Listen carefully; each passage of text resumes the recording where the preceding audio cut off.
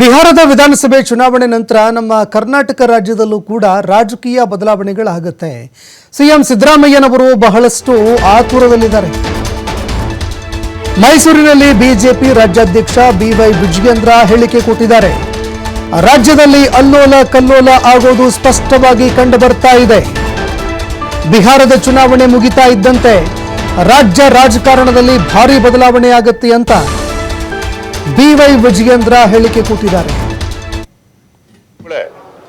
ನವೆಂಬರ್ನಲ್ಲಿ ಕ್ರಾಂತಿ ಆಗ್ತದೆ, ಅಕ್ಟೋಬರ್ ಕ್ರಾಂತಿ ಆಗ್ತದೆ ನಾವು ಹೇಳಿರೋದಂತದಲ್ಲ. ಕಾಂಗ್ರೆಸ್ ಆಡಳಿತ ಪಕ್ಷದ ಸಚಿವರು ಶಾಸಕರೇ ಬಹಿರಂಗವಾಗಿ ಹೇಳಿಕೆಯನ್ನು ನೀಡ್ತಾ ಇದ್ದಾರೆ.